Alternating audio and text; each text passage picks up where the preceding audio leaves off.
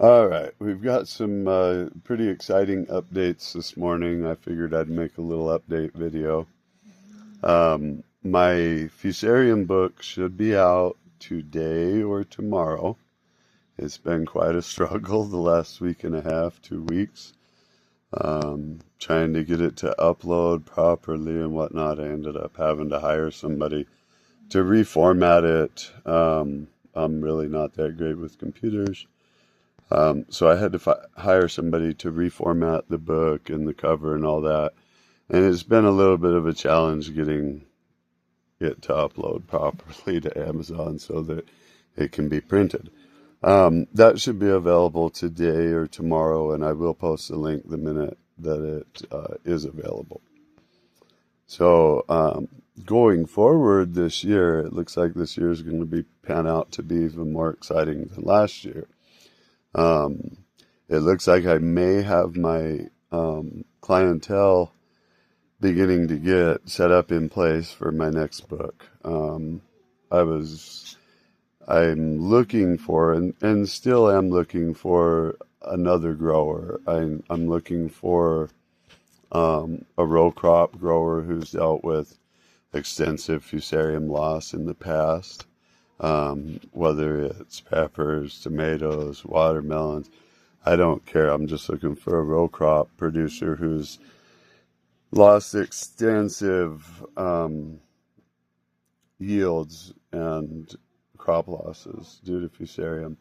I reached out in some grain growers groups to look for some people who had been dealing with fusarium head blight for the last several years, because that's a major one in the grain markets that causes extensive losses. The grains can be completely unsellable if the levels of the mycotoxins are very high at all. And then soybeans as well, because soybeans seem to suffer extensive yield and crop losses due to fusarium, both to root issues and then sudden death syndrome, which is the complete plant crash like we see in cannabis and other plants at times. Anyway, so I got linked up with a grain grower this morning, and it sounds like we're going to partner up and try to get his fields completely suppressed this year, and then no issues going forward is the goal. And, when you begin to understand nature and can work with nature, those goals are entirely reachable. We've reached and exceeded the goals with the cannabis facility. In the beginning, when I went and did the original consultation with him, I had jokingly said, yeah, when, here in a few months, when you're done with this problem, you'll likely be moving into some higher end products, higher end cannabis and higher end extracts and stuff, where you can really satisfy a need in the market, but also and provide people with excellent medicine, but also so you're not struggling anymore. Growing's easy, and pathogens and pests just don't have any effect on your plants anymore. Anyway, I had made that comment when I had first met with this guy, and he laughed it off entirely. It wasn't in his ballpark even. It wasn't in his line of thinking. He just wanted to get back to growing, the decent weed that he was growing before. He wasn't trying to place himself at the very top of the market. That was never his goal. But here we are 9 months later, and he's got a rebrand, and he's going into that top level space in that market now, from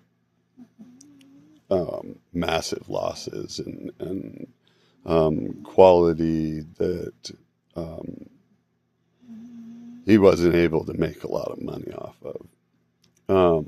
So anyway, uh, that has been this cannabis facility. Working with them has been um, just an absolute success on his part, on my part.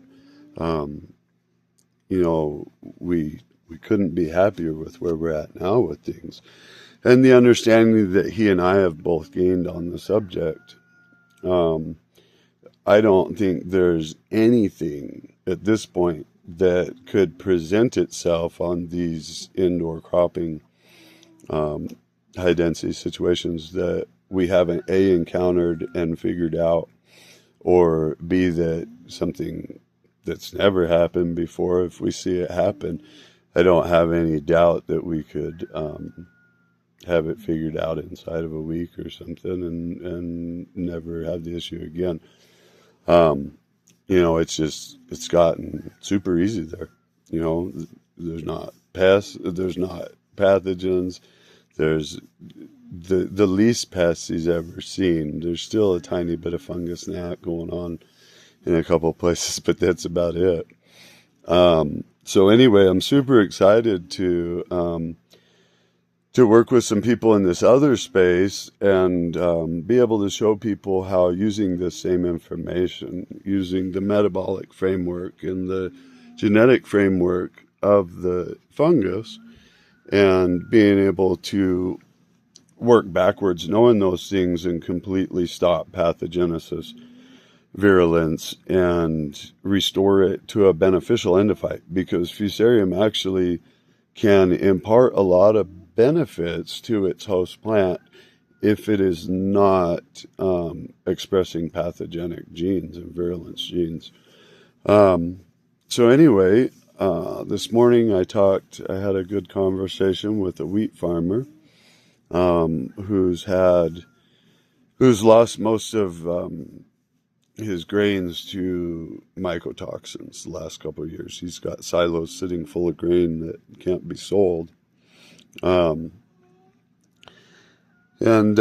anyway, I'll likely be going ahead and working with him this year, and then be able to use that farm as a model farm next year in the following publication I'll be doing.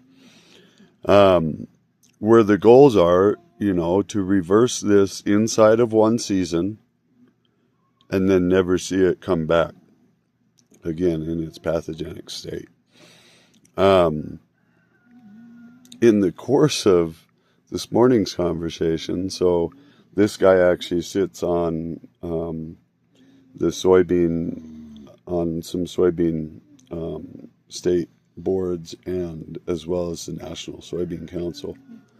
And he gave me some contacts within that to try to line up a soybean farmer as well, because in soybeans we're seeing the exact same things that we see in cannabis, and that is the complete and utter sudden death that can happen inside of 24 hours. In fact, it can happen inside of 12 hours, where you have a plant that's green, but you notice some chlorosis or brown spots on it, or some dried leaves near the bottom, and within 12 hours that plant will completely be dry and just powdered. If you touch it, it'll just powder, turn to dust.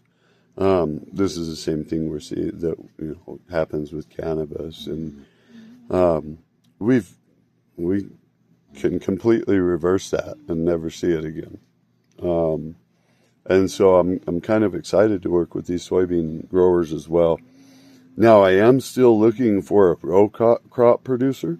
So if any of you guys are doing tomatoes, peppers, watermelons, anything that commonly can get hit by Fusarium, please reach out, because I'd love to get another model farm for my book, for my next publication. But anyway, yeah, it's looking really, really awesome. Super great outlook for this year.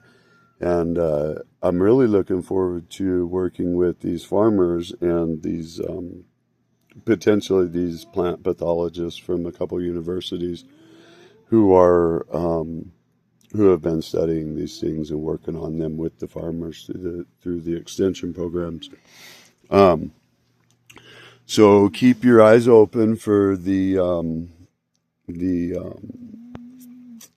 coming events, and if any of you guys are dealing with any fusarium issues in row crops, I'd like to talk to you. I'd like to give you free consulting, show you how to reverse it in exchange for using that model in my book. And by all means, any of you guys who are dealing with fusarium or what is being called HLVD in the cannabis market, reach out to me. There's answers. They're simple. They're fairly quick. And when you get done turning this stuff around, your plants are impenetrable to everything. Disease, pests, everything. Anyway, I hope all you guys are having a good morning, and I just had to kind of share some excitement because, boy, it was overwhelming me, and I was starting to get shaky from being so excited. So I figured I'd share it with everybody.